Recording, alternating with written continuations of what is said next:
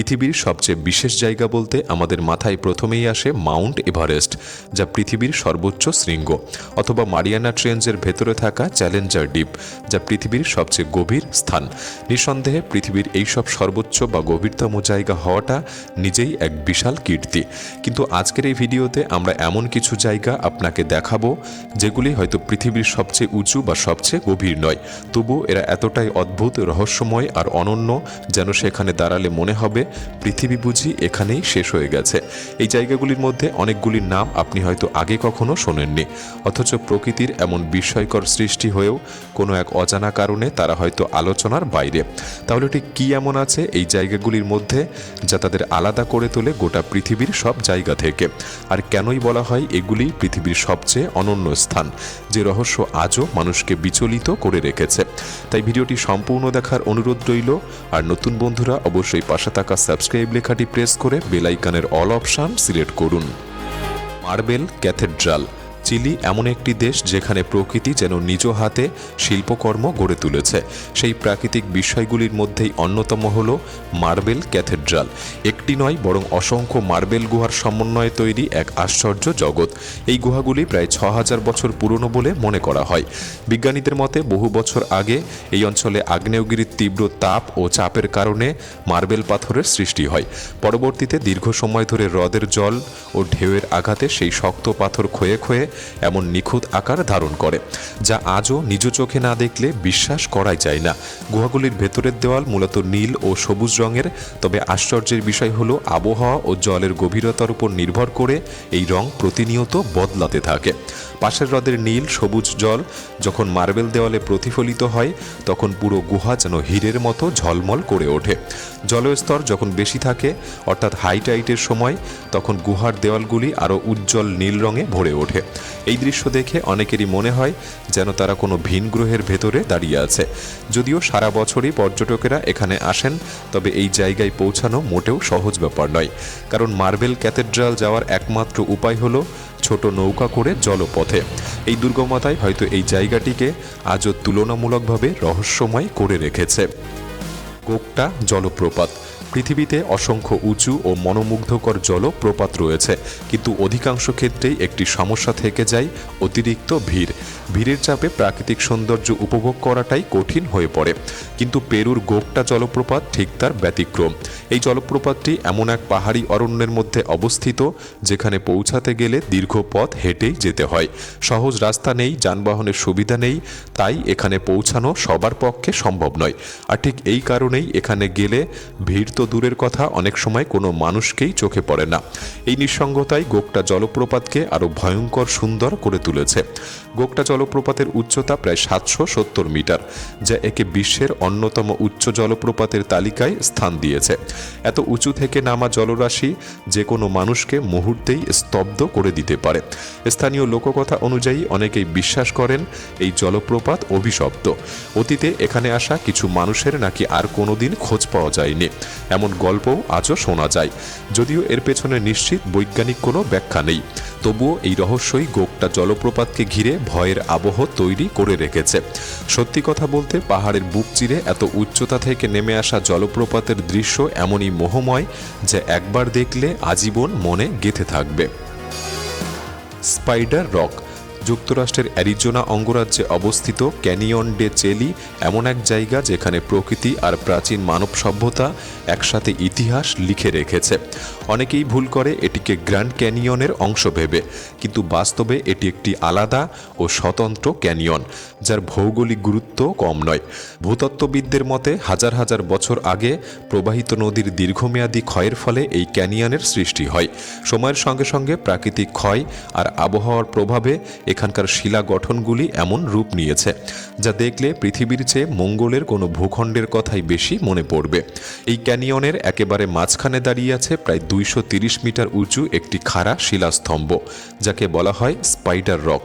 চারপাশের পাহাড় থেকে সম্পূর্ণ বিচ্ছিন্ন হয়ে একা দাঁড়িয়ে থাকা এই শিলাটি দেখলেই মনে হয় যেন প্রকৃতি ইচ্ছা করেই এটিকে আলাদা করে গড়ে তুলেছে।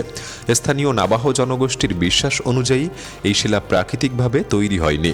তাদের কিংবদন্তি বলে এটি তৈরি করেছিলেন স্পাইডার ওম্যান নামের এক দয়ালু দেবী। এই দেবী নাকি দানবদের ধ্বংস করতেন এবং মানুষকে সুরক্ষা দিতেন। সেই কারণেই স্পাইডার রক আজও অনেকের কাছে একটি পবিত্র স্থান। এই শিলার অদ্ভুত অবস্থান এবং চারপাশের ভ্যালির ভিন গ্রহের মতো পরিবেশই স্পাইডার রককে পৃথিবীর সবচেয়ে অনন্য স্থানগুলির একটি করে তুলেছে। ওয়াইটোমো গ্লোওয়াম গুহা। নিউজিল্যান্ডের ওয়াইটোমো গ্লোওয়াম গুহার ভেতরে ঢুকলেই মনে হবে যেন রাতের আকাশ ভেঙে পড়ে পৃথিবীর নিচে নেমে এসেছে। গুহার ছাদ জুড়ে অসংখ্য ছোট ছোট আলোর বিন্দু এমনভাবে জ্বলজ্বল করে যা দেখতে একেবারে তারাভরা আকাশের মতো মনে হয়। এই আলো আসলে কোনো জাদু নয়, বরং আরাকোনা ক্যাম্পা লুমিনোসা নামের এক বিশেষ ধরনের গ্লোওয়ার্মের কারণে তৈরি হয়। একসময় এদের সাধারণ পোকামাকড় ভাবা হতো, কিন্তু পরে জানা যায় এরা আসলে নিউজিল্যান্ডে পাওয়া এক ধরনের মাছের লার্ভা, যা পৃথিবীর আর কোথাও নেই। এই গ্লোওয়ার্মগুলি একটি রাসায়নিক প্রক্রিয়ার মাধ্যমে আলো উৎপন্ন করে, ঠিক যেমন জোনাকি পোকা আলো জ্বালায়। এদের শরীর প্রায় স্বচ্ছ এবং তারা চারপাশে চিটচিটে জাল তৈরি করে। এই জালে যখন সামান্য নড়াচড়া হয় তখন আলোটা কাঁপতে থাকে, যা পুরো দৃশ্যকে আরও রহস্যময় করে তোলে। এই আলো তৈরি করার মূল উদ্দেশ্য হলো শিকার ধরা। ছোট পোকামাকড় আলোতে আকৃষ্ট হয়ে জালে আটকে যায়। সবচেয়ে আশ্চর্যের বিষয় হলো শুধুমাত্র ক্ষুধার্ত গ্লোওয়ার্মই আলো তৈরি করে। একবার খাবার পেয়ে গেলে তারা আলো তৈরি করা বন্ধ করে দেয়। এই কারণেই ওয়াইটোমো গুহার ভেতরের আলো কখনো উজ্জ্বল, কখনো আবার ম্লান হয়ে যায়, যেন গুহাটাই একেবারে জীবন্ত। সন ডুয়ং গুহা। ভিয়েতনামে অবস্থিত সন ডুয়ং গুহাকে বর্তমানে পৃথিবীর সবচেয়ে বড় গুহা হিসেবে ধরা হয়। এই গুহার ভেতরে যদি কোনো ভবন তৈরি করা হতো তাহলে সেখানে অনায়াসেই 30 তলার বেশি উঁচু বিল্ডিং তৈরি করা যেত। গুহাটির ভেতরের উচ্চতা প্রায় 200 মিটার এবং এর মধ্যে দিয়ে গভীর খাত কেটে প্রবাহিত হয়েছে একাধিক নদী। সন ডুয়ং আসলে একা নয়, এটি একটি বিশাল গুহা ব্যবস্থার অংশ, যেখানে মোট প্রায় 150টি বড় ও ছোট গুহা রয়েছে। এই গুহাগুলির ভেতরের পথ প্রায় 9 কিলোমিটার দীর্ঘ এবং পুরো এলাকাটি এমন জটিল যে গাইড ছাড়া প্রবেশ করাকে অত্যন্ত ঝুঁকিপূর্ণ ধরা হয়। এখানকার অনেক পথ এতটাই বিপজ্জনক ও দুর্গম যে আজও গুহার প্রায় 60% অংশ সম্পূর্ণ অনাবিষ্কৃত রয়ে গেছে। সন ডুয়ং গুহার ভেতরে রয়েছে বিরল প্রাণী, অদ্ভুত উদ্ভিদ এবং এমন কিছু ঔষধি গাছ যাদের ইতিহাস লক্ষ লক্ষ বছর পুরনো। এই চরম দুর্গমতার কারণেই প্রতি বছর মাত্র 1000 জন পর্যটককে এখানে প্রবেশের অনুমতি দেওয়া হয়। স্থানীয় লোককথা অনুযায়ী এই গুহার ভেতরে নাকি বিশাল আকারের ফ্লাইং ফক্স বসবাস করে, যারা দলবদ্ধভাবে মানুষকে আক্রমণ করে। অনেক পর্যটক আবার দাবি করে গুহার গভীর থেকে অজানা ভয়ঙ্কর শব্দ ভেসে আসে। এই বাস্তব আর কল্পনার মিশ্রণই সন ডুয়ং গুহাকে এমন এক জায়গায় পরিণত করেছে যেখানে দাঁড়িয়ে সত্যি মনে হয় পৃথিবী বুঝি এখানেই শেষ হয়েছে। Chocolate hills. ফিলিপাইনের বোল প্রদেশে অবস্থিত চকলেট হিলস পৃথিবীর সবচেয়ে অদ্ভুত প্রাকৃতিক গঠনগুলির একটি। এখানে কমপক্ষে 1700টিরও বেশি গোলাকার পাহাড় রয়েছে, যা প্রায় 50 বর্গ কিলোমিটার এলাকা জুড়ে বিস্তৃত। এই পাহাড়গুলি দেখতে অনেকটা গম্বুজের মতো এবং সারা বছরই এর গায়ে সবুজ ঘাস জন্মায়। তবে শুকনো মৌসুম এলেই এই সবুজ ঘাস ধীরে ধীরে চকলেট রঙে পরিণত হয়। তখন উপর থেকে তাকালে মনে হয় যেন পুরো বনভূমি জুড়ে অসংখ্য চকলেট ঢেলে রাখা হয়েছে। প্রতিটি পাহাড়ের গড় উচ্চতা প্রায় 30 থেকে 50 মিটার, যা আশেপাশের গাছপালার তুলনায় অনেকটাই উঁচু। এই কারণে পুরো এলাকাটি আরও বেশি অদ্ভুত ও নজর কাড়া হয়ে ওঠে। আশ্চর্যের বিষয় হলো আজও বিজ্ঞানীরা নিশ্চিতভাবে বলতে পারেনি এই পাহাড়গুলি ঠিক কিভাবে তৈরি হয়েছে। কিছু ভূতত্ত্ববিদ মনে করে বহু বছর আগে এই অঞ্চল সমুদ্রের নিচে ছিল এবং কিছু সামুদ্রিক জীব ও চুনাপাথরের প্রভাবে ধীরে ধীরে এই গঠন তৈরি হয়। আবার আরেকটি মত অনুযায়ী অতীতে এখানে থাকা কোনো আগ্নেয়গিরির প্রবল অগ্নুৎপাতের ফলেই উঁচু ভূমি নিচু হয়ে এমন পাহাড়ের সৃষ্টি হয়েছে। যেহেতু পাহাড়গুলির ঢাল খুব বেশি খাড়া নয়, তাই সহজেই এগুলিতে ওঠা যায় এবং উপরে দাঁড়িয়ে পুরো এলাকার সৌন্দর্য উপভোগ করা সম্ভব। সালার দে উইনি। আপনি হয়তো আগেও সালার দে ইউনি নাম শুনেছেন।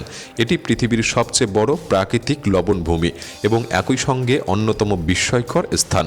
দক্ষিণ আমেরিকার বলিভিয়া দেশে অবস্থিত এই বিশাল এলাকা প্রায় 11,000 বর্গ কিলোমিটার জুড়ে বিস্তৃত।